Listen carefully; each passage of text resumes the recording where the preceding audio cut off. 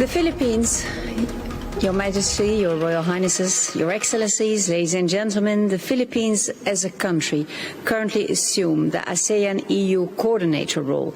I now have the pleasure to welcome His Excellency, President of the Republic of the Philippines, Mr. Ferdinand Marcos Jr. Your Majesty, Your Excellencies, President Michel, EU Commission President Ursula von der Leyen,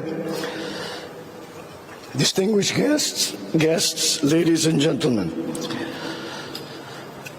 After 45 years of enduring partnership, there is still much that can be achieved between the two organizations that we had. Given the breadth of potential cooperation between our regions and countries, I would like to enumerate three priorities.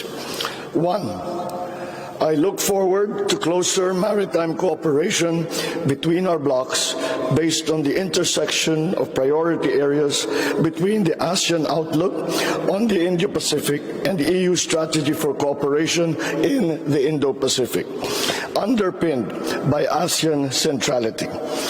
Beyond declaring respect and support for UNCLOS as a legal framework that governs all activities in the oceans and seas, we need to see an effective application of the UNCLOS to address the maritime disputes and geopolitical rivalry in the Indo-Pacific to truly realize the still distant aspiration for the Indo-Pacific to become a sea of peace and prosperity for us all. Two, I look forward to closer economic cooperation, both on our bilateral and bloc-to-bloc relations. At this time of economic recovery from the ravages caused by the pandemic and the current threats on the supply chain, I hope to see the proposed Philippine-EU Free Trade Agreement move beyond scoping negotiations soon. With the entry into force of the Regional Comprehensive Economic Partnership amongst Asia-Pacific countries, the European Union misses out on the benefit of having a similar agreement with ASEAN. We encourage the EU to calibrate the scope and coverage of its proposed FTA to what is currently possible for ASEAN to collectively agree on, so we can make concrete progress on the negotiations on the ASEAN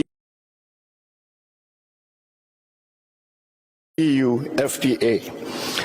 Likewise, I look forward to closer cooperation and to the continued implementation of the PH-EU Partnership Cooperation Agreement for the benefit of our peoples.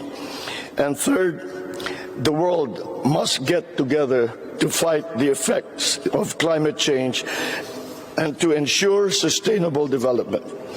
Climate change threatens to radically transform for the worse many vulnerable ASEAN landscapes. It is a race against time to conserve and prevent habitat and biodiversity loss.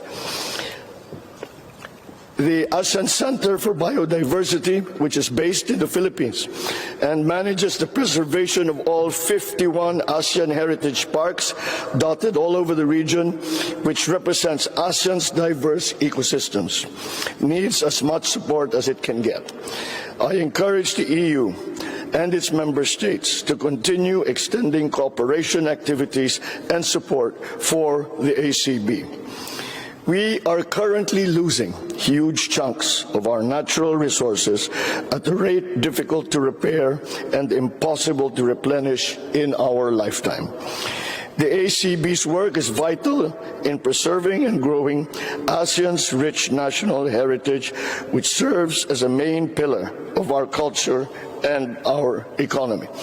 As coordinator of the ASEAN-EU Dialogue and Green Tech and Innovation Mapping until 2024, the Philippines will vigorously pursue collaboration and coordination with the EU to meet the dialogue's aim of facilitating green technology transfer and cooperation between our our regions. At the bilateral level, I express my appreciation for the launch earlier this year of the EU-funded National Copernicus Capacity Support Action Program for the Philippines, which will help us develop and apply space technologies to increase our resilience to natural disasters and climate change. There is no problem like climate change that is so global in nature that it requires immediate and united effort. We need to act now. We need to act together. We need to get it right. Thank you and good afternoon.